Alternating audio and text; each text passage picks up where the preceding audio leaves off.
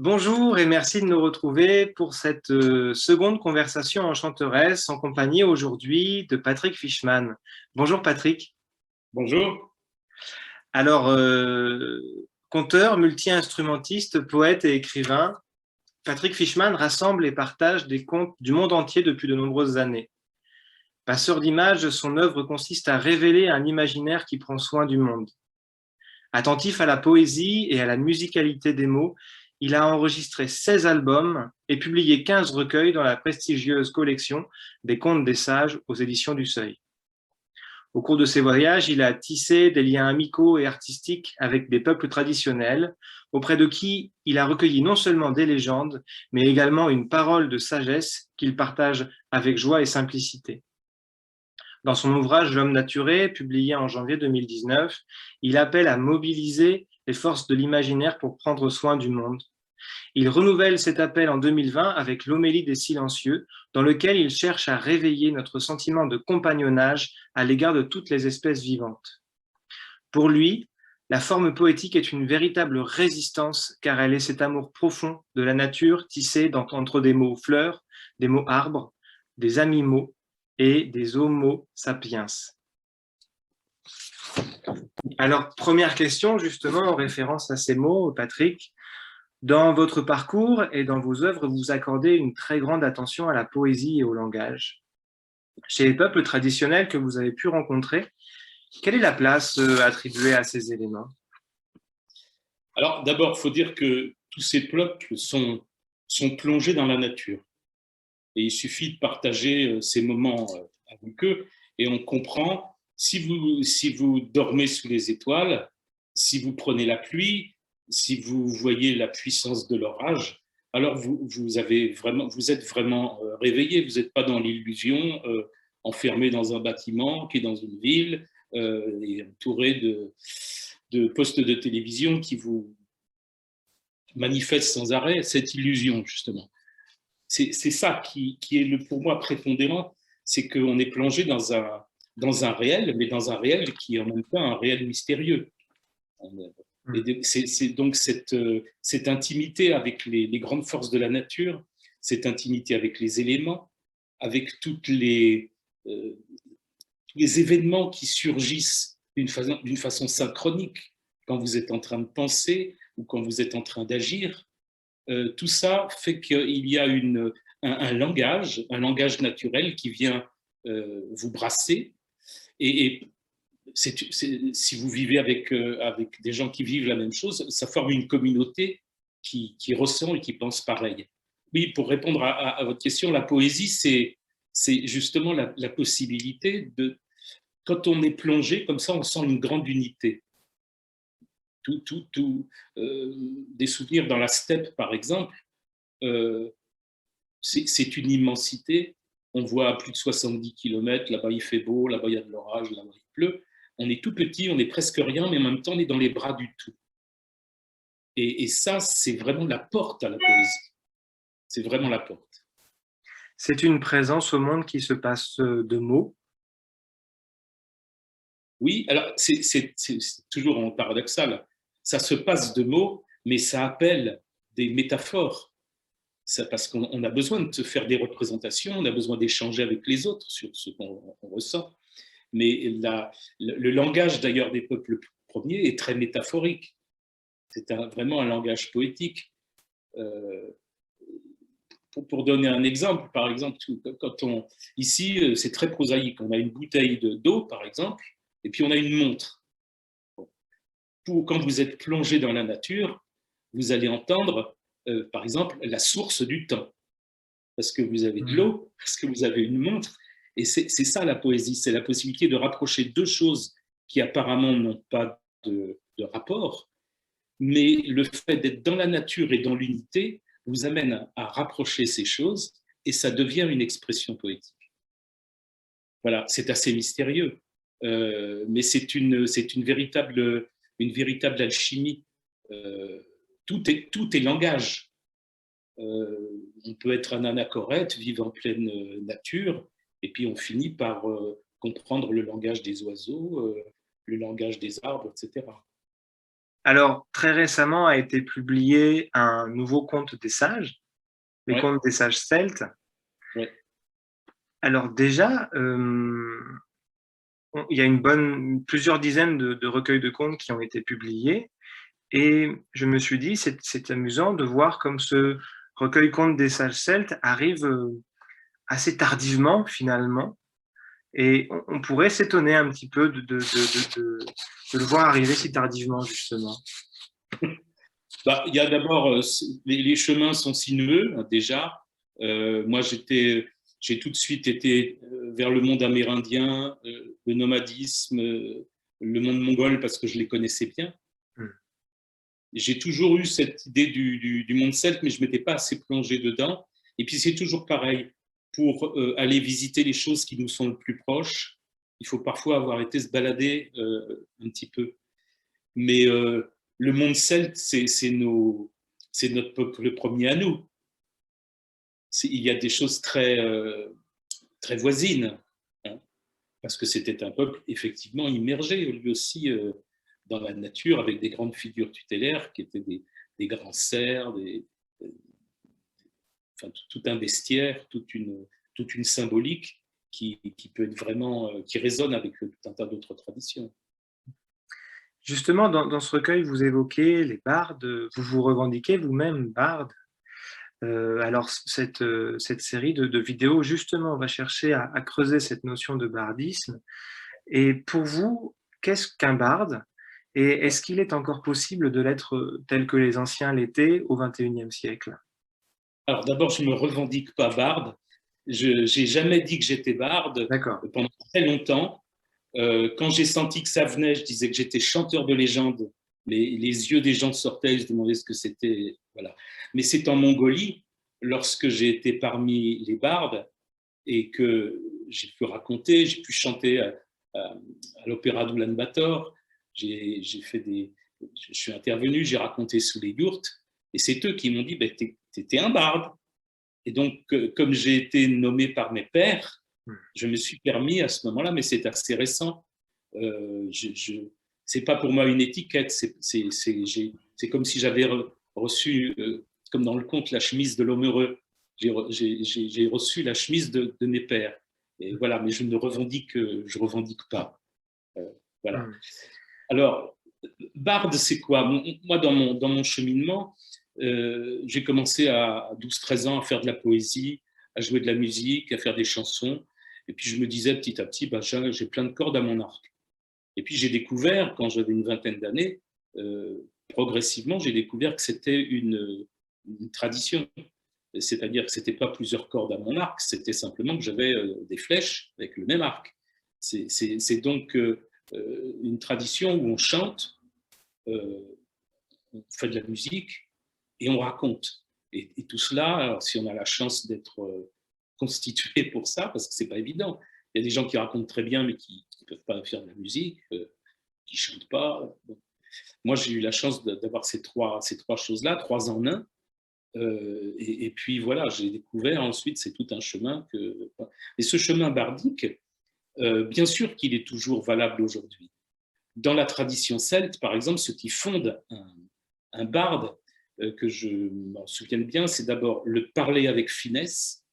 C'est les trois plaisirs du barde de Bretagne. Parler avec finesse, se conduire sagement et apporter la paix et l'harmonie là où on va. À tel point que dans la tradition celte, on ne devait pas dégainer une arme devant un barde. C'est-à-dire que tout cela était, je dirais, mis en scène par la collectivité et on n'avait pas besoin de faire un institut des bardes avec des gens avec des médailles. C'était simplement des éléments comme ça extrêmement symboliques de respect, mais pas de la respect de la personne, du respect de ce qui peut traverser cette personne et toucher le collectif. Donc on peut bien sûr toujours parler avec finesse, se conduire sagement et apporter la paix et l'harmonie avec sa musique, avec ses mots, avec son chant. Bien sûr que c'est encore possible. Et moi, j'ai baratté toute ma vie pour faire ça, pour m'approcher le plus possible de ça. Donc oui, bien sûr que c'est possible. Par contre, ce n'est pas une étiquette, ça ne se revendique pas. On l'est parce qu'on l'est, mais on est dans une période où il y a beaucoup de gens qui se disent chamans, il y a beaucoup de gens qui se disent ceci, cela. Ça, bon, c'est sympathique, mais c'est ce qui compte, c'est vraiment de l'incarner. Voilà, c'est ça qui fait qu'on peut être un barde. C'est si on incarne vraiment le verbe, si il se passe des choses, non pas quand on fait, mais quand on a travaillé pour que quelque chose nous traverse et puisse toucher le collectif. On parlait de tradition celtique. Ouais. À partir de vos expériences, de vos voyages, de vos recherches aussi, quel regard portez-vous aujourd'hui sur la tradition celtique et plus généralement sur les traditions spirituelles occidentales? Bon, c'est vaste, je vais essayer de... pour la tradition celtique, moi, on est encore dans un paradoxe, c'est-à-dire que cette tradition nous est parvenue grâce et à cause du christianisme, pour beaucoup en tout cas au niveau des récits. Je dis, voilà, alors grâce ou à cause, parce que chaque tradition, quand une tradition arrive après une autre, c'est comme des couches, des couches d'un millefeuille. Hein. Ça vient recouvrir, et puis s'il y avait un peu de crème en dessous, on la tasse bien. Voilà. Donc ça, c'est à cause. Par contre, il y avait des moines qui étaient pas sots, qui étaient sensibles, et qui ont fait passer, même à travers la nouvelle vision des choses, l'ancien terreau. Donc, c'est un double mouvement. Et quand j'ai travaillé sur les contes des sages celtes, ça a été toujours pour moi d'être extrêmement attentif à ce double mouvement. À quel moment c'est de la propagande et à quel moment on fait passer une chose antique et précieuse, même à travers un filtre nouveau. Et ça, c'est intéressant. Alors, donc, j'ai travaillé sur pas mal de versions. Je fais toujours la même chose. Je m'infuse absolument dans la tradition que je suis en train de visiter. Une fois que je suis assez infusé, j'essaye de voir ce mouvement voilà, un peu paradoxal qu'il y a entre le grâce et le à cause. Et ensuite, je me permets de créer, parce que si je suis suffisamment infusé, je peux aussi retrouver des morceaux de contes qui ont été oubliés, parce que ce soit la tradition orale comme la tradition écrite, ça dépend aussi de la personne, enfin, comment elle a été traversée et comment elle a pu, comment ça a pu être, c'est un peu opaque ou pas ce qui est passé. Donc il y a tout un travail de réécriture et puis en prenant le risque de la création, parce que tout est toujours des commentaires de commentaires en même temps. On revisite. Le tout, c'est de se tenir dans une spirale. C'est-à-dire que si vous êtes dans un mouvement créatif, il faut que ça passe au-dessus du cercle qu'il y avait avant, mais pas que ça parte. J'ai eu la chance d'être formé et aidé par un grand mythologue, un ami qui a plusieurs années de plus que moi et qui était très avisé là-dessus et qui me disait toujours, tu vois si c'est ton propre imaginaire ou si c'est ton imagination au service de ce que tu crées. Et tu trouves toujours 2, 3, 4 pistes qui confirment. Et puis, si ça ne confirme pas, tu le gardes et puis tu fais un comptatoire et tu le crées avec cette image que tu as trouvée. Mais si on trouve 2, 3 faisceaux de preuves, alors à ce moment-là, on peut se permettre d'être créatif parce qu'on est dans ce mouvement spiralé. Je ne sais pas si je suis très clair, mais voilà. Pour moi, c'est mon monde. En tout cas. Donc voilà, la tradition celte, pour rebondir encore là-dessus, c'est une tradition pour moi qui est pleine d'animisme, de ce qu'on pourrait aujourd'hui faire rentrer dans le fourre-tout du chamanisme. Mais bon, tout ça, c'est des mots. Mais c'est en tout cas une vision du monde sacré qui fonctionne avec les cycles de la nature, avec les cycles cosmiques également, et avec une grande force, à la fois des forces, un grand lien avec la terre-mère, et un grand lien avec les forces du mystère, quoi. Voilà, donc c'est une tradition, mais c'est aussi une tradition, comme beaucoup de traditions, qui a pu devenir poussiéreuse et qui a pu devenir aussi, moi je suis tombé sur des textes ou des témoignages où ça se sclérose, et puis on en fait aussi une espèce de, comment je pourrais dire, c'est un peu comme toutes les traditions et même les religions sont comme ça. Il y a des moments où ça se sclérose et ça peut devenir assez dangereux, même la façon dont on l'exploite. Il faut que ça reste fluide et toujours en questionnement, en perspective historique, et puis de quelle conscience on a, dans quel monde on est maintenant pour pouvoir l'aborder. Tout ça est très, très mouvant. Le problème, c'est quand il y a des gens qui figent, quand ça devient des... Voilà, même les symboles. Les symboles, il faut qu'ils soient vivants. Voilà, on ne va pas adorer des épées, on ne va pas adorer des... Non, c'est juste des... Oui, ce sont des symboles qui permettent voilà, d'approcher le mystère. Mais dans la tradition celte, il y a aussi des gens qui se sont focalisés, qui ont sclérosé, et c'est pas bon. Enfin, en tout cas, pour moi, c'est pas le monde des bardes. En tout cas. Oui. Alors, on a parlé, vous évoquiez hein, la fonction du barde, ces trois éléments, parler avec finesse, se conduire sagement et apporter l'harmonie. Est-ce qu'il y a, chez les peuples que vous avez rencontrés, une similarité dans cette fonction? Est-ce que vous avez retrouvé dans chacun des peuples que vous avez rencontrés cette fonction-là? Oui, tout à fait. Tout à fait, avec des... Disons que c'est un trépied, et dans certaines traditions, l'un des trois ou deux des trois peuvent être plus importants. Mais en tout cas, les trois sont là. Les trois sont là, y compris le respect de la communauté pour cette fonction. Voilà, après, il y a effectivement les traditions, ce sont des portes. Alors c'est vrai que la sagesse est universelle, c'est vrai que les symboles sont universels, mais en tout cas, moi j'ai été toujours extrêmement attentif à respecter les portes. On ne va pas rentrer, même si je trouve une légende tibétaine, par exemple, qui vraiment ressemble à une légende celte, il va falloir que je respecte la façon d'entrer, comment on y entre au Tibet, comment on y entre chez les Celtes, parce que sinon, je vais faire de la bouillie. Voilà. Même si au bout du compte, on va voir que c'est les mêmes choses, chaque peuple va rentrer d'une autre façon, va le traiter d'une autre manière, et c'est enrichissant, parce que c'est ça qui va fonder la, la, la diversité de la conscience. On parlait du langage tout à l'heure, hein, du verbe.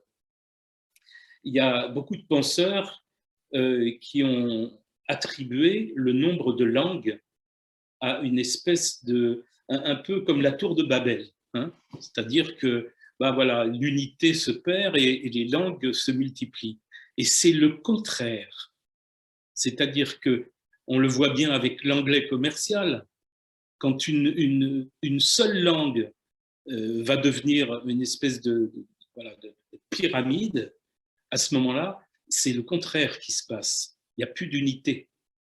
Donc l'intelligence de la vie a multiplié les façons, les portes, elle a multiplié les langages pour conserver l'unité. Parce que l'impérialisme, à ce moment-là, tue cette unité. On est dans un paradoxe encore. Voilà. Mais c'est un peu, je pense que c'est comme ça qu'il faut nager dans le mystère. C'est-à-dire de bien voir que même les mathématiques, hein, si on se dit, oh ouais, la poésie et tout ça, mais même si vous creusez les mathématiques, si vous creusez les nombres, vous allez tomber dans le mystère. Les plus grands mathématiciens des Russes en ce moment sont des grands mystiques. Voilà, on retombe dans la même chose. Le tout, c'est d'être vraiment dans cette ouverture. Voilà, je pars un peu dans... Vous évoquiez donc, par exemple, une légende tibétaine. Est-ce que cela veut dire pour vous qu'un conte que vous recueillez en Mongolie, il va vous falloir, quand vous allez le transmettre, après le partager à la manière mongole? Alors, non. Enfin, oui et non, mais pas à la manière mongole. je vais le partager avec tout le, tout le substrat, tout, tout ce que j'ai pu, moi, choper. Comment je me suis laissé même enivrer par cette tradition. C'est-à-dire qu'une fois qu'elle est... Alors à ce moment-là, le conte va pouvoir m'habiter et aller sortir des choses même que je ne sais pas. C'est ça qui est vraiment important. C'est surtout ça. Donc moi, en Mongolie, j'ai été recueillir des histoires. J'ai essayé de bien comprendre comment ça se passait, mais ce qui était important, c'est que j'ai vécu avec les gens. C'est que j'ai mangé avec eux, je parlais pas le mongol. Donc j'étais très silencieux. J'étais pas en train d'essayer de traduire en anglais, en russe ou je sais pas quoi. J'avais toujours un jeune avec moi qui me traduisait mot à mot, ce qui me permettait d'avoir cet aspect poétique et métaphorique de la langue. C'est surtout respecter ce que j'ai reçu, mais grâce à l'infusion que j'ai eue dans cette tradition, eh ben, le conte, on va en parler tout à l'heure, le conte, je vais pouvoir me laisser chevaucher par l'histoire. C'est ça qui est vraiment... C'est pas moi qui suis sur un canasson en train de... Voilà, le conte, tu vas voir le conte. Non, non, non, Et donc, je mets au service, quand ce conte va me traverser, il va prendre mes sédiments, hein, comme une rivière, qui va prendre du fer, du cuivre, enfin, qui va... Voilà. Tout ce que j'aurais vécu, tout ce que... Le fait d'être dans la steppe, le fait d'avoir contemplé ces montagnes, d'avoir entendu les loups, d'avoir approché les dromadaires, de m'être fait décoiffer par 1000 grues qui s'envolent autour de moi alors que je ne les avais pas vues. Tout ça, même si je ne le raconte pas, tout ça va être présent. Et en me traversant, ça va être au service du conte. Voilà, bon, un peu fin, mais c'est ça. Donc, c'est pas à la manière mongole. Ouais. Et d'ailleurs, ils sont extrêmement sensibles à ça. J'ai vu des bardes là-bas, j'ai vu comment ils faisaient. Moi, par exemple, je ne fais pas de chant diphonique, j'ai fait du chant harmonique, qui est un chant beaucoup plus occidental. Donc, on travaille aussi sur les harmoniques, mais ça sonne pas pareil. Et ils trouvaient ça formidable. C'était pas grave que c'était pas du chant diphonique. Par contre, ici en France, il y a des gens qui disent, ouais, mais dis non, c'est mongol, et puis c'est pas diphonique. Eux, vraiment, ils s'en foutent, parce qu'ils ont senti l'état vibratoire, et puis ils ont vu aussi les images. Parce que quand vous racontez, ces peuples voient des images. Et même la musique. Ça m'est arrivé une fois chez les Kogi. J'étais avec un vieil homme super, on ne se parlait pas, mais on était bien tous les deux. Et j'avais une guimbarde et j'ai joué, un peu comme fait un jazzman, j'ai joué n'importe quoi, enfin, c'était sympa. Et lui, il ne comprenait pas. Il m'a dit, j'ai rien vu. Et puis, je me suis souvenu j'avais vu un énorme crapaud le matin. J'ai rejoué en imaginant le crapaud. Et le gars, il m'a dit, ah, c'était chouette. Et là, il a beaucoup aimé. C'est-à-dire, pour eux, même la musique est le langage de la nature. Et une improvisation ne va pas avoir d'effet. Ils peuvent trouver ça sympa. Mais il va falloir que ce soit mêlé, maillé à la nature pour que ça leur parle. Et surtout que ça produise des images. Alors justement, on évoquait l'existence du conte qui va venir chevaucher le conteur. Et puis on parlait de ces sociétés entre guillemets chamaniques. Est-ce que d'après vous, est-ce qu'on pourrait dire que le conte est un esprit au sens chamanique du terme, comme le serait l'esprit qui habite le tambour d'un homme ou d'une femme médecine, ou comme serait l'esprit avec lequel travaillent les hommes et les femmes médecine? Alors, si j'étais en train de parler avec un chaman, bien sûr, j'échangerais sur ce mode-là. Le problème, c'est qu'on est ici. Et le problème, c'est que les gens vont surinterpréter, si je dis ça. C'est extrêmement glissant. C'est-à-dire que il y a la fonction de pouvoir dans les peuples premiers n'est pas la même fonction de pouvoir que chez nous. Et ça c'est donc assez délicat. Donc, je serais beaucoup plus réservé, je m'adresse aux contemporains qui vivent ici, en disant on vit des choses qui sont proches, mais qui sont un peu différentes quand même. C'est important de pas... Parce que sinon, on saute des étapes dans le... Voilà, on ne devient pas indien comme ça parce qu'on va mettre des plumes, se mettre des plumes ou penser que voilà, même si on est ému par ce peuple, c'est vraiment tout un cheminement. Et on est sur du temps long. Or, aujourd'hui, dans notre société, on est sur du temps court. Il faut que ça zappe. Il faut, voilà, on fait un stage de chamanisme, on fait un stage de conte, et puis on est barde, et puis on est chaman. Ça ne marche pas comme ça. C'est une vie. Voilà. Il y en a qui vont plus vite que d'autres, et tant mieux. Mais ça ne marche pas comme ça. Donc, je me méfie des définitions dont chacun peut s'emparer pour brasser de l'illusion, même si c'est... voilà. Je préfère dans notre... s'il y a une métaphore peut-être plus adaptée à notre société, c'est de dire, par exemple, vous voyez, un enfant qui va voilà, il va poser cette question, il va me dire, dis donc, où c'est que j'étais avant de naître? D'où je viens? Bon, c'est fort des questions comme ça. Moi, je conseille toujours aux gens de dire, écoute, là, je fais la vaisselle, je réfléchis, je te réponds tout à l'heure, parce qu'on va répondre une des trois conneries qui sont dans notre monde. La première, ça va être de partir dans le domaine scientifique. Alors, on est barré sur les ovules, sur les spermatozoïdes et puis tout. La deuxième façon, ce sera une façon religieuse, avec celle qu'on a reçue. Hein, ah bah avant, tu étais avec Marie ou tu étais avec je ne sais pas quoi. Et la troisième, c'est une fausse poésie. Tu étais dans un chou, dans une rose, ou je ne sais pas quoi. Et là, l'enfant, il continue de poser des questions parce qu'il n'est pas nourri. Et il a raison. Et il faut qu'il continue et qu'il continue. Alors donc, il a été voir son père, sa mère, sa tante. Personne ne lui a répondu. Et il va voir son vieux grand-père, qui est un vieil ouvrier en bleu, dans son atelier. Et il lui pose la question. Et le grand-père, il voit que c'est important. Alors, il arrête ses machines. Il essuie ses mains sur son vieux bleu et il lui dit, viens, je vais te raconter une histoire. Et il lui raconte l'histoire de la chenille et du papillon. Et l'enfant, il est nourri. Et cette histoire de la chenille et du papillon, elle est vraie sur un plan scientifique. Elle est concevable et vraie sur un plan religieux. Et en plus, elle est poétique. Donc, dans notre monde à nous, je préfère parler du conte de cette façon-là que de dire que c'est une action chamanique. Voilà, même si c'est un peu pareil, mais ça me semble plus approprié.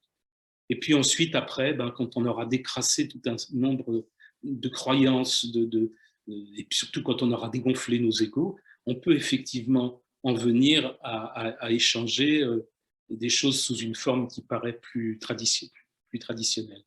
Ça me semble une honnêteté, et puis aussi replacer chacun dans le monde dans lequel il vit, et puis voilà. Et puis après, chacun fait des ponts. Hein. C'est important dans la vie, c'est de tisser des correspondances entre les choses. Et ça, de laisser chacun cueillir les correspondances dans un temps qui est un temps un peu plus long que celui du zapping. Voilà.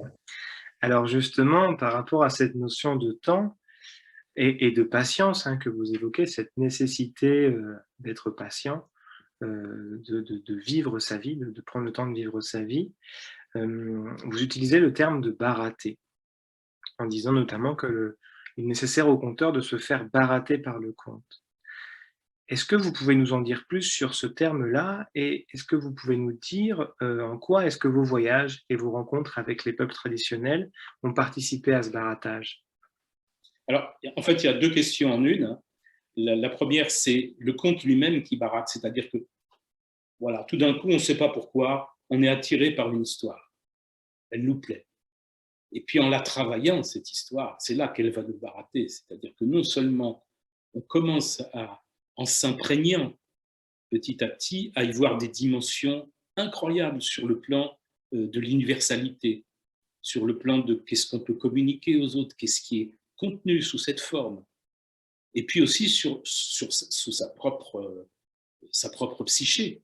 C'est-à-dire que si on l'a choisi, c'est aussi parce qu'on a des trous et des bosses à des endroits, donc, et puis qu'à l'endroit où c'était fêlé, comme de l'eau, le contenu du conte, il a coulé entre les roches, et on a choisi. Et après, il va falloir aller chercher dans les eaux profondes.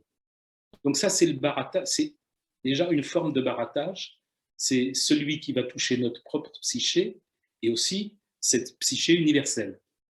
Et puis de l'autre côté, il y a effectivement le fait de rentrer en contact avec des traditions, avec des symboliques, avec des animaux par exemple, avec des arbres, avec des... Voilà.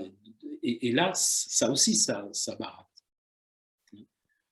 On travaille un conte par exemple sur les arbres qui parlent. Hein, et puis, moi, je me souviens, la première fois que j'ai pris un arbre dans les bras pour lui faire une bise, je devais avoir, je ne sais pas, 23 ou 24 ans. Je me suis mis à regarder si personne me voyait. Et j'ai eu honte. J'ai eu honte.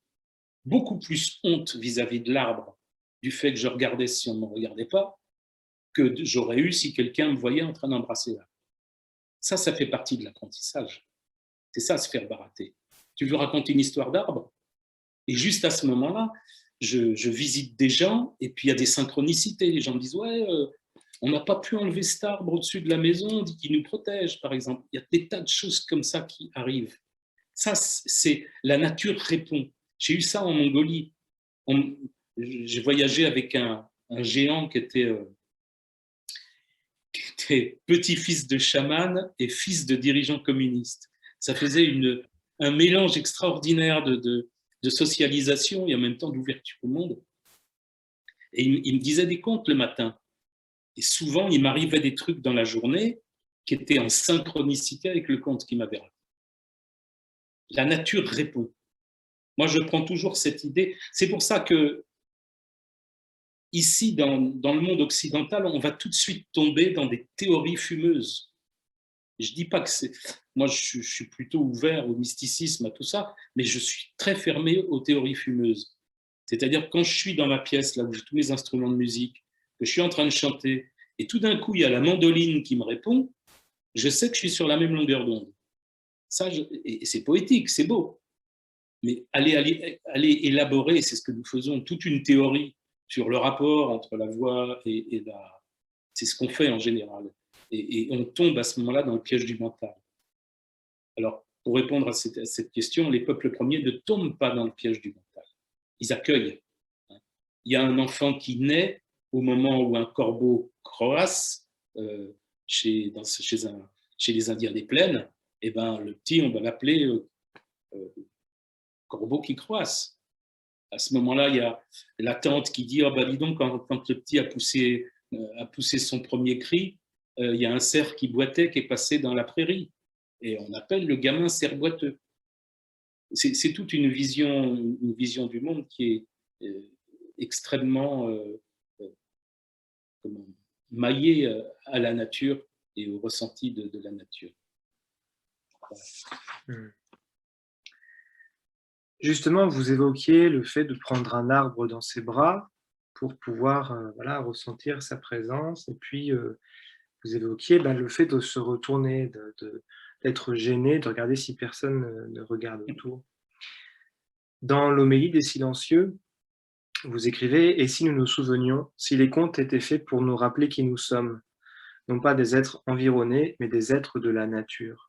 Justement, dans ce rapport à la nature, en quoi la poésie et l'art en général peuvent-ils nous permettre de nous reconnaître nous-mêmes nature? Ouais, il y a encore deux choses. Déjà, nous ne sommes pas environnés. Le mot d'environnement, pour moi, est une aberration. Parce que si on est environné, ça veut dire qu'on est le centre des choses. Or, nous ne sommes pas le centre des choses. Nous vivons avec tout un tas de civilisations animales, des arbres, voilà. Et puis en plus, même au niveau du cosmos, on n'est pas tout seul.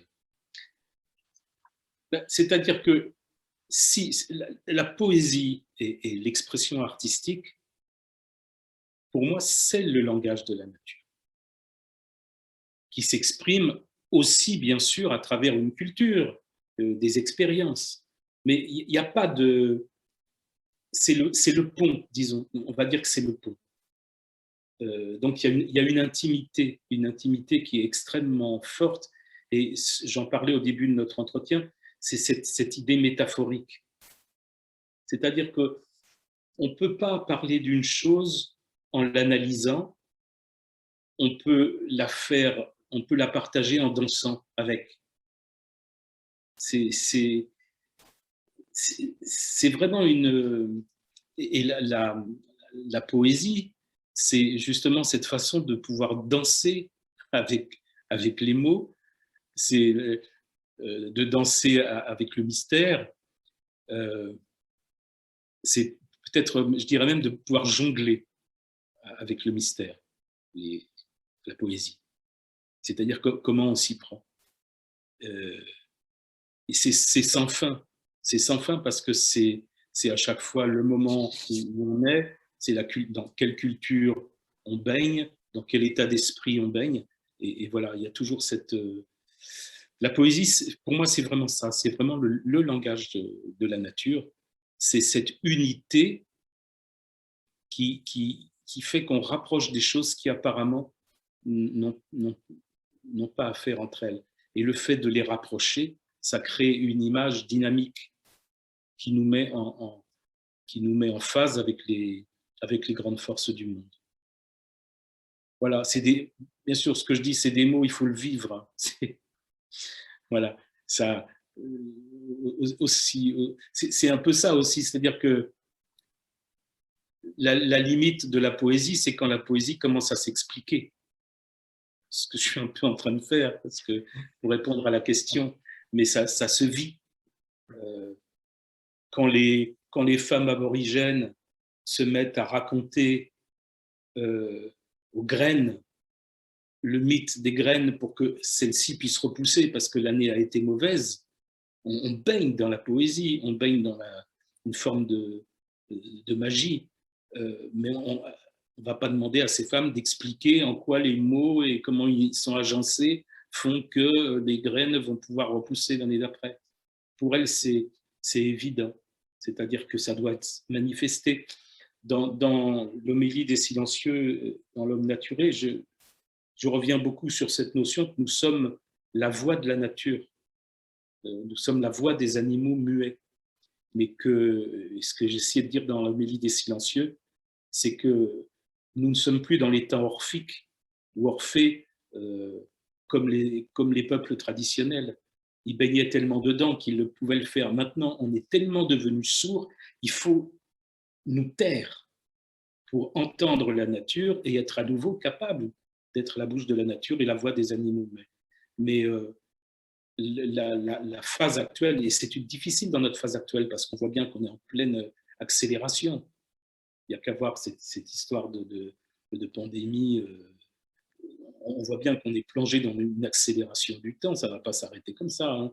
Ça va continuer jusqu'à temps qu'on accouche d'autre chose. Donc c'est encore plus difficile aussi, et encore dans un paradoxe. Il faut ralentir dans l'accélération. C'est tout un programme. Alors, en début d'interview, vous évoquiez l'imaginaire qui se met au service de quelque chose de plus grand. On n'est pas juste dans l'imaginaire pour être dans l'imaginaire. Et dans une interview, vous évoquiez cet imaginaire comme un ancrage dans le rapport au monde et face aux difficultés. Et vous expliquiez qu'il vous a permis de faire face à des moments difficiles sans pour autant devenir un espace de fuite pour vous. Est-ce que vous pourriez, pour nous, confronter ou en tout cas faire rencontrer cette vision d'imaginaire par rapport à cette notion de mystère ou de magie que vous avez évoquée également?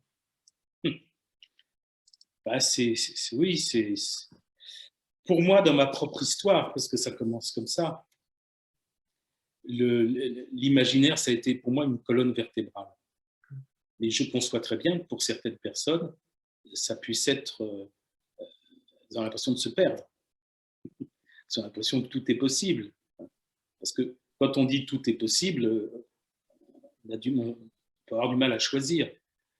Ce qu'il y a de formidable dans l'imaginaire, c'est que oui, tout est possible, mais vous avez aussi le choix d'aller chercher les images. Donc pour moi, quand j'étais petit, pour moi, c'est très fondateur. Hein, je l'avais mis un peu de côté, mais quand j'y pense, c'est toujours très présent. J'étais chez mes parents et je suis rentré dans le salon et il y avait une lumière du soleil extrêmement rasante, comme parfois en été, là. Et j'ai aperçu des millions de petits grains de poussière dont j'ignorais totalement l'existence. Et la pièce était complètement baignant dans la poussière. Dans des petites... Et là, je me suis dit, mais on voit l'invisible. J'ai vu des mondes avec des mondes à l'intérieur des mondes, et puis je me suis imaginé qu'il y avait des trucs qui s'y passaient. Donc ça a été une... Voilà. Donc je l'ai mis ça... Ensuite, ça a couvé avec les braises. Hein. C'est pas tout de suite que je me suis dit, tiens, je suis conteur à 4 ans. Mais c'est un moment fondateur pour moi. Et il a été extrêmement structurant. Ça peut paraître paradoxal.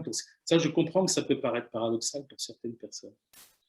Mais l'imaginaire est structurant parce que si on se fait confiance, si on n'est pas dans le mental, on va aller chercher dans cette espèce d'inconscient les éléments dont on a besoin pour construire, les éléments dont on a besoin pour aller dans une certaine direction. Si on fait confiance à la nature qui va nous renseigner, nous donner des synchronicités, etc., alors on n'est pas perdu et on est dans une structure qui n'est pas la même que la structure du mental, que la structure où les choses sont comme on nous les a apprises à l'école, comme on les a reçues de nos parents, etc. Ça suit des chemins qui sont des chemins complètement différents. Mais c'est difficile d'en parler autrement que de mon expérience personnelle parce que j'en ai discuté avec des personnes, je conçois pour certaines personnes qui ont d'autres psychés, qui sont faits différemment, contre d'autres histoires. Alors je leur conseille à ce moment-là de rentrer tranquillement dans l'imaginaire, et notamment les contes. C'est un formidable endroit où l'imaginaire est structurant.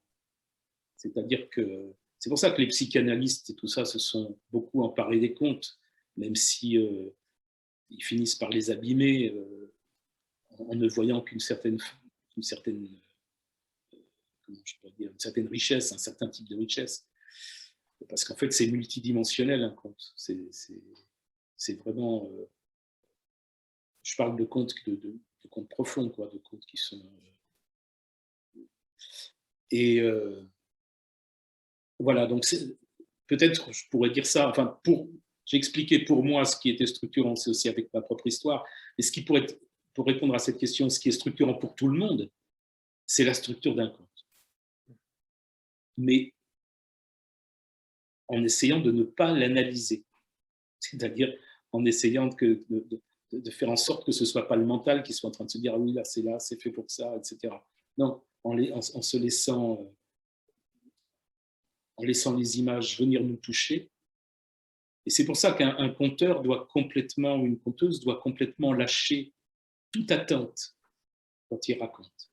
Il fait suffisamment confiance à cette histoire pour que chacun puisse cueillir ce dont il a besoin. Et c'est ça qui est structurant. C'est un arbre tellement immense, avec tellement de branches et tellement de fruits, que le conteur, le barde, n'a pas besoin de balancer des fruits à la tête des gens. Lui, il se contente de faire sortir, que l'arbre pousse à travers lui, et après, les gens doivent venir cueillir. Et ça, c'est extrêmement structurant, à la fois pour celui qui raconte et pour celui qui reçoit, parce qu'il va aller chercher les éléments dont il a besoin.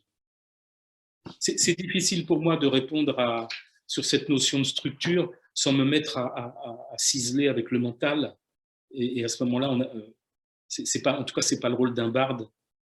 Même si je peux donner des éclairages, c'est sûrement pas celui d'analyser les choses, quoi. Dans une précédente interview, vous expliquiez concevoir la fonction de conteur comme celle d'accompagner, de guider les auditeurs dans une aventure émotionnelle. Est-ce que vous pouvez nous en dire un petit peu plus? Oui, je pense que le terme d'accompagner, c'est le meilleur terme. Accompagner, c'est compagnon, c'est celui qui partage le pain. Donc là, voilà. Le barde, le conteur, quand il va raconter une histoire, il fait confiance à cette histoire. Il peut la raconter devant des enfants, il peut la raconter devant des adultes, devant des gens qui ont... Là, j'étais dans une maison de retraite il y a la semaine dernière. Je raconte des histoires sur la mort et ça ne m'empêche pas de rire, de chanter des tyroliennes en même temps et les gens le reçoivent bien. C'est ça l'accompagnement. C'est-à-dire, tout va bien. Vous allez peut-être avoir des émotions par rapport à l'histoire, à votre empathie pour les personnages, mais aussi à ce que ça fait résonner en vous. Mais dans ma voix, dans ce qui sort de mes yeux, je sais pas, dans ma présence, moi je remue pas beaucoup, hein, je suis très statique. Le mouvement est surtout dans ma voix. J'accompagne. C'est-à-dire, quelles que soient les émotions qu'on puisse ressentir, d'abord elles sont les bienvenues. Sur cette terre, on se rend compte des bons choix qu'on fait, des erreurs terribles qu'on fait grâce à nos émotions. Et donc, c'est très précieux, l'émotion. Mais en même temps, on ne reste pas dessus. Parce que dans un conte, il se passe tout un tas de choses, c'est tout un périple. Et on accompagne ce mouvement. C'est ça, c'est l'accompagnement. Mais moi, par exemple, je ne dois pas être je ne dois pas être affecté par ce qui me traverse. Ou alors, si ça, à un moment donné, quand j'ai attrapé le conte, ça m'a affecté, et ben, avant de raconter à des gens, je pleure un bon coup, je crie, je tape dans les coussins si ça me fait plaisir, je le vis une bonne fois pour toutes. Mais après, si je continue à raconter cette histoire, je fais confiance à cette histoire pour aller toucher les gens là où ils ont besoin, mais pas là où moi, forcément, j'ai été secoué. Et c'est ça, l'accompagnement, c'est à la fois ce travail émotionnel que celui qui raconte a dû faire avant, qui découvre petit à petit. Parfois, je découvre même des choses en racontant.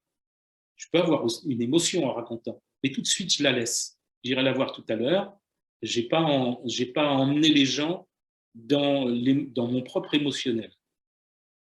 Par contre, je peux accompagner avec le sentiment, ce qui n'est pas la même chose. Le sentiment, c'est justement ce sentiment d'être en train de procéder à une forme de rituel bienfaisant. Et ce sentiment doit revenir tout de suite. Si moi j'ai une émotion en racontant, c'est ce sentiment qui revient là, cet ancrage. Je suis très ancré, je me sens comme un arbre quand je raconte. Et même s'il arrive des trucs, tout de suite ça revient comme ça. Et donc à ce moment-là, je peux être un bon compagnon pour les gens à qui je raconte. Donc être dans cet accompagnement. C'est-à-dire que, voilà, il peut y avoir des épreuves fortes dans un conte qui résonnent. Il y a des contes inuits, par exemple, qui paraissent comme ça très chamaniques. Alors aujourd'hui, c'est vrai sur un plan chamanique, mais par exemple, si une fille dans un igloo a été à une nuit avec un loup, ça peut être très chamanique, mais ça peut être aussi que c'est le tonton qui est venu abuser d'elle et qu'on ne dit pas que c'est le tonton. Il faut bien voir ça. Donc chacun va le recevoir, et une personne peut le recevoir de façon très chamanique, parce que ça ne rentre pas ni avec sa propre sensibilité, ni avec son histoire familiale, même si elle n'est pas au courant, ça s'est transmis. Mais ça peut aussi tout d'un coup être très fort pour quelqu'un. C'est pour ça dire ce conte est chamanique, ça rentre pas dans des cases. C'est sensible et ça va partout. C'est une arborescence. Donc on doit pouvoir accompagner ce mouvement. Les gens cueillent les fruits dont ils ont besoin et c'est dans ce cheminement du sentiment qu'ils vont en retirer ensuite quelque chose. Et c'est ça qui, chez les peuples premiers, pourrait participer de ce qu'ils appellent la guérison par les histoires. C'est-à-dire de pouvoir mettre à distance, dans une histoire apparemment extérieure, des éléments extrêmement profonds qui vont pouvoir résonner et appeler à une guérison et puis à une conscience, à une plus grande conscience et à un partage avec les autres. C'est-à-dire on a été ému. C'est pour ça que même aller au cinéma, c'est extraordinaire parce qu'il y a des gens qui pleurent à côté de vous, tout seul devant sa téloge, c'est pas pareil. C'est-à-dire qu'on partage avec les émotions des autres qui ne les ont pas forcément au même moment. Et c'est la même histoire. Et donc, dans l'acte dans la veillée, dans la façon collective de recevoir les histoires, il y a aussi ce partage des émotions, partage du pain. Et je pense que c'est un moment qui est éminemment sacré, mais sans en faire tout un plat. Parce qu'aujourd'hui, dans notre société, quand on va dire c'est sacré, alors ça veut dire qu'il faut faire des génuflexions, il faut mettre des bougies, non, c'est quelque chose de beaucoup plus naturel, beaucoup plus simple que ça. C'est le partage, compagnon, partager le pain. Voilà, je ne sais pas si ça répond bien à la question. Mais... Si, tout à fait. Voilà. Et justement, vis-à-vis de ces émotions, chez les peuples chez qui vous êtes allés, comment ces émotions sont-elles perçues? Comment est-ce qu'elles sont considérées? Alors d'abord, ce qui est un peu différent, je pense, c'est que les histoires sont beaucoup racontées. On ne les raconte pas qu'une fois. Les enfants, souvent, nous demandent la même histoire. Ils ont raison. Mais dans notre société, on va dire, ah ben non, mais celle-là, on l'a déjà entendu, il faut consommer, il faut aller chercher un autre truc. Donc, alors, il y a quelque chose de l'ordre de la répétition qui est spiralé chez eux. C'est-à-dire que, eh ben, voilà, on a entendu cette histoire petit, puis on la réentend plus grand, et on ne la comprend pas de la même façon. Et ça, c'est un peu différent chez nous, à part peut-être des grands moments comme Le Petit Prince que tout le monde a eu petit, et puis qui peut avoir plus grand, et puis qui peut entendre avec la voix de Gérard Philippe, etc. Mais c'est des moments rares chez nous. On est dans la conso. Et pourtant, écoutons les enfants. Moi, j'ai une grand-mère qui est venue me voir après un spectacle au sujet d'un de mes contes qui s'appelait Tiflam et la pierre bleue, un conte musical pour enfants. Et elle me disait, vous savez, monsieur, ma petite fille, elle pleure toujours au même endroit. Alors une fois, j'ai passé l'endroit et je l'ai mis un peu plus loin. Et elle m'a dit, je me suis fait engueuler, monsieur, et j'ai compris pourquoi ma petite fille avait besoin de pleurer à cet endroit-là. Voilà. Et donc, elle faisait ce que font les peuples premiers, c'est-à-dire qu'on réécoute, et puis et s'il y a une émotion qui est toujours la même, et ben elle est là pour une raison. Et puis peut-être un jour, au niveau de la spirale, on va sourire à cet endroit-là. C'est le mystère de chacun. Mais c'est quand même un peu différent. Et puis, je n'ai pas discuté avec les peuples premiers de leurs émotions, je les ai vus dans leurs yeux. Je ne peux pas connaître non plus, je ne peux pas dire non plus que ça s'exprime de la même façon. En tout cas, c'est beaucoup plus collectif. Ce partage du pain, notamment, je voyais les grands-pères ou les enfants avoir des moments de connivence qui sont beaucoup plus naturels, beaucoup plus forts que ceux qu'on peut avoir aujourd'hui. Moi, je sais que quand j'ai un spectacle, souvent, s'il y a des enfants, je demande aux gens de s'installer en famille. Parce que souvent, on met les gosses devant, on met les adultes derrière. Alors les adultes, comme ça, ils se disent « ouais, c'est pour les gamins », donc ils sont un peu, comme quand on est derrière une table, on ne s'engage pas complètement. Et puis les enfants, ils ont les parents qui regardent derrière, et ils ne peuvent pas avoir. De temps en temps, il y a quand même des gamins qui se tournent, parce qu'ils ont été émus, ils se tournent vers les parents, et parfois les parents ont été émus et regardent comment leur enfant... Mais ça, dans les sociétés traditionnelles, ben non, les gamins sont là avec les adultes, et puis ça se fait tout naturellement, ce partage du pain des émotions se fait beaucoup plus facilement. Alors bien sûr, il y a des choses similaires, mais il y a aussi le fait que la vie est rythmée différemment. Il y a le passage à la nuit. Pour les veillés n'est pas le même que le passage à la nuit pour nous. Le passage à la nuit pour nous, on allume la téloche. Eux, le passage à la nuit, alors que ça change même en Mongolie, hein. Il y a des téloches maintenant dans les yourtes. Hein. Donc ça bouge, ça bouge. Mais dans les sociétés traditionnelles, quand il fait noir, on met quelques bougies et puis il y a une ambiance tout de suite qui s'installe. Voilà, et on est sous les étoiles. Donc forcément, ça prend des dimensions un peu différentes, y compris sur le plan émotionnel. Ce que je peux dire en tout cas, c'est que dans les sociétés traditionnelles, le collectif, partage, enfin, le collectif est beaucoup plus important. Chez nous, c'est plus l'individu qui est important. Donc, la veillée, le partage, c'est vraiment important. Là, on l'a vu dans cette période de confinement. Enfin, je veux dire, quand les gens ont commencé à ressortir, il y a énormément de conteurs qui ont été dans les jardins, dans les parcs. Et il y a tout un développement du conte de façon underground. J'espère qu'il va se développer.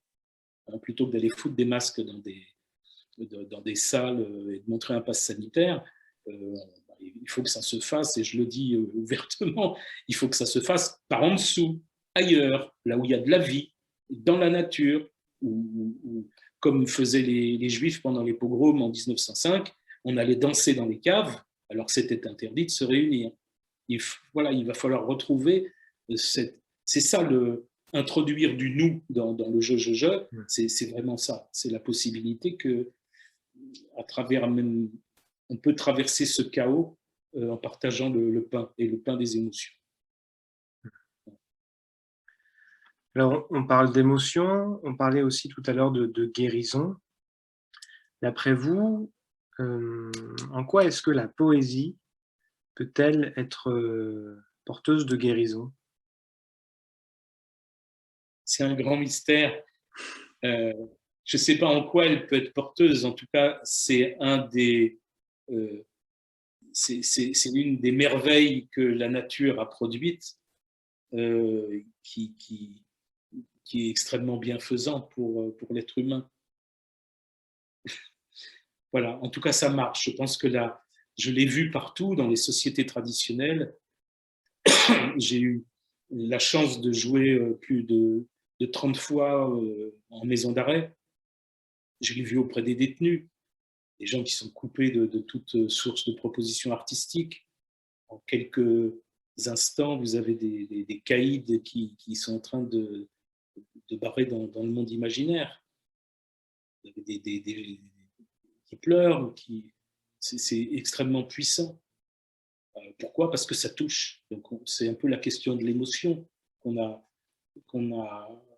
vu un peu tout à l'heure, qui pourrait approcher l'émotion, le partage, et puis le fait de nous débrancher avec ce monde de technologie. Voilà, que la technologie soit des outils, c'est bien, mais de partir vers une aventure folle, telle que les transhumanistes. Faut bien savoir que, par exemple, en Afghanistan, quand les Fadas ont commencé à prendre le pouvoir en Afghanistan, on a tué des compteurs, et on a tué aussi des gens qui faisaient voler des cerfs-volants. Voilà. Donc les transhumanistes, ce sont les talibans de la science. Hein. C'est pareil. Donc la poésie, c'est vraiment la fluidité. Là où on essaye de scléroser, c'est la fluidité. C'est de l'eau. Voilà. pourrait peut-être finir la définition de la poésie là-dessus. C'est de l'eau de l'eau bénéfique, une eau dont nous avons besoin. Et il n'y a pas besoin d'avoir fait des grandes écoles. Hein. J'ai eu des échanges avec des chameliers algériens, analphabètes, à fondre en larmes de poésie devant la façon dont ils parlaient du thé. Voilà, il n'y a pas besoin de sortir de l'ENA ou je ne sais pas où. C'est un état d'être au monde qui, voilà. Et quand des personnes qui sont étrangères à ça ont pu être à un moment donné connectées, c'est ouvert. C'est ça peut-être où on peut parler de guérison. C'est que ça rentre par les failles. Et comme dit justement le poète, ta force viendra de ta fragilité. Et c'est ce moment de fragilité qui fait qu'il y a une ouverture. Et si en plus cette ouverture, elle est vécue collectivement dans une veillée, elle est partagée. Et ça, ça participe à la guérison. Mais ça ne fait pas d'un conteur un docteur, ça ne fait pas d'un conteur un psychanalyste, et ça ne fait pas d'un conteur un psychothérapeute. C'est les dangers de notre époque. Si je dis tout ça, il y a des gens qui vont commencer à faire psychothérapie par le conte, psychanalyse des contes, etc. Non, il faut que chacun soit à sa place. On peut se servir de temps en temps d'une histoire dans son domaine, mais sinon, le mot qui me dérange beaucoup dans notre société, c'est la stratégie. Le barde n'est pas un stratège, c'est l'inverse. Il n'a aucun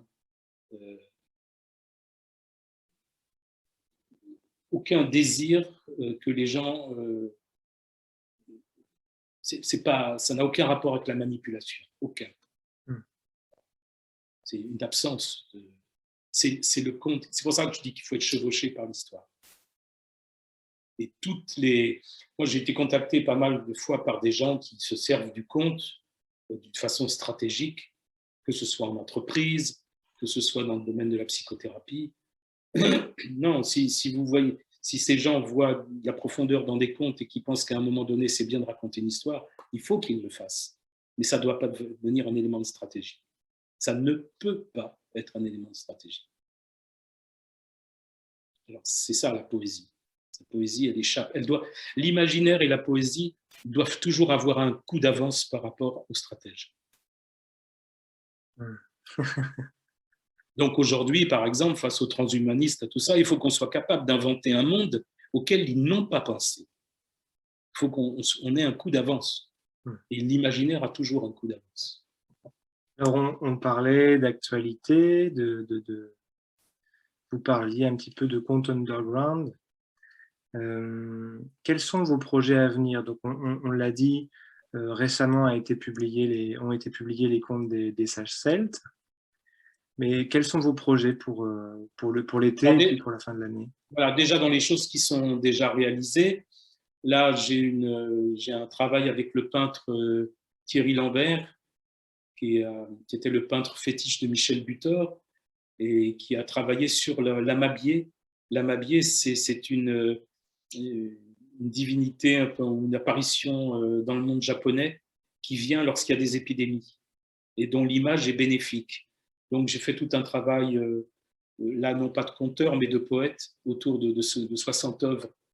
Et donc on a ce projet d'éditer ce livre. Il y a en ce moment un projet Ulule qui est en cours pendant un mois pour ça.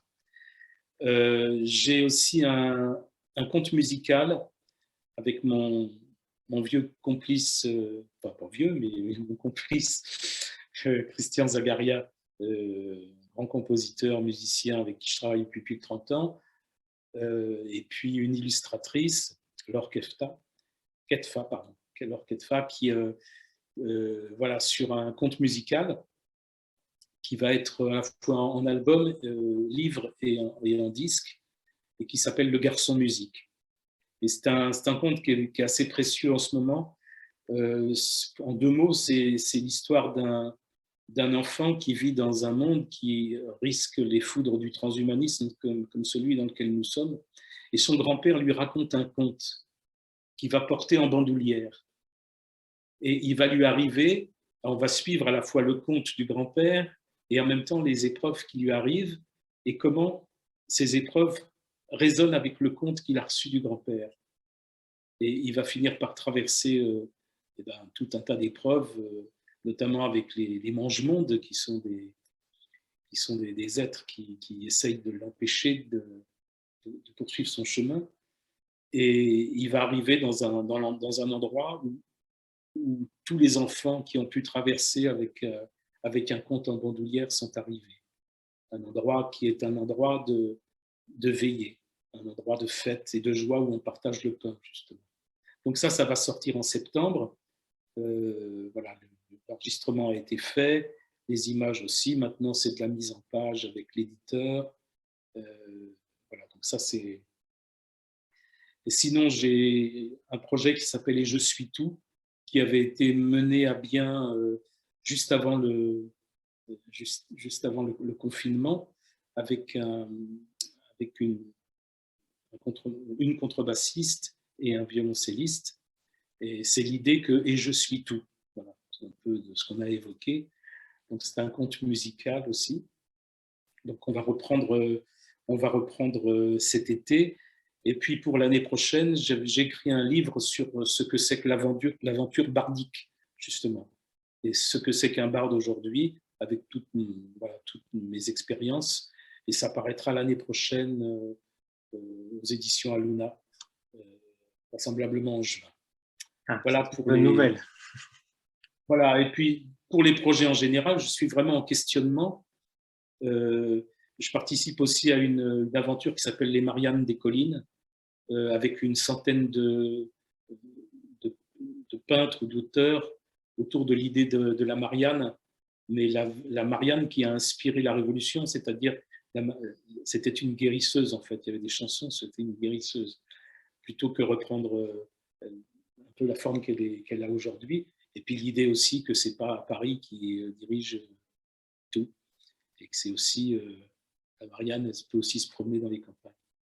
Et donc à l'occasion, je suis en train de monter ce spectacle pour cet été, mais à cette occasion, je suis vraiment en train de m'interroger sur quel type de conte on a besoin d'entendre en ce moment, avec tout ce qui arrive sur le plan sanitaire, sur le plan des libertés qui sont remises en cause, sur le plan qu'une partie de la population est moutonne quoi, se fait tondre. Quels sont les contes qui pourraient, puisque j'interviens toujours dans des endroits assez décalés, je ne vais pas raconter spécialement pour les gens qui sont d'accord avec ce que je raconte et qui ont la même sensibilité. J'aime bien me retrouver dans des endroits qui sont totalement dépourvus de propositions artistiques. Donc, je suis en train de m'interroger sur quel type de conte et quel type de paroles, comment justement accompagner. C'est un peu compliqué. Et je pense que voilà, j'ai pas mal d'amis conteurs qui repartent le nez dans le guidon avec les mêmes trucs. Et je pense qu'il faut s'interroger. C'est quoi chacun doit être à son poste. Aujourd'hui, vous avez des médecins qui se battent pour qu'on essaye de soigner et pas de piquer tout le monde voilà, avec des choses comme des produits dont on ne connaît même pas la toxicité. Voilà, et je pense que chacun est à sa place. Alors, si vous êtes conteur, qu'est-ce qu'on raconte en ce moment pour élever un peu la vibration et pour faire en sorte qu'on puisse, dans ces deux voies dont je parlais tout à l'heure, qu'on puisse emprunter une voie fraternelle et respectueuse de la terre et du vivant. Voilà, donc je suis dans ce questionnement en ce moment. C'est après une quarantaine d'années à avoir pris les choses comme ça petit à petit, là il y a un vrai questionnement sur par quelle voie. Ça va venir, hein. En tout cas, ce conte pour enfants avec le conte en bandoulière, avec le fait que les contes peuvent résonner avec les épreuves, qui sont des épreuves bien réelles, m'a mis en perspective d'une réflexion plus grande sur qu'est-ce que je vais raconter aujourd'hui. Voilà. Eh bien, ce sera le mot de la fin. Plein de belles perspectives à venir, en tout cas, dans un contexte très particulier, mais comme vous dites, faisons confiance à la vie, à la nature et à l'imaginaire, Oui, puisqu'ils ont un coup d'avance. oui, oui, ayons un Merci. coup d'avance. Merci Merci à beaucoup. vous, en tout cas, merci beaucoup. Je tiens vraiment à vous remercier parce que lorsque je vous ai contacté, pardon, vous avez répondu de façon très spontanée et de façon très bienveillante. Donc merci pour ça, merci pour cette simplicité avec laquelle aussi vous nous partagez très généreusement, voilà, vos expériences. Merci à vous qui nous avez suivis tout au long de cette conversation. À très bientôt. N'hésitez pas à réagir en commentaire. Bonne journée, Patrick, Oui, bonne journée. et puis à bientôt. À bientôt.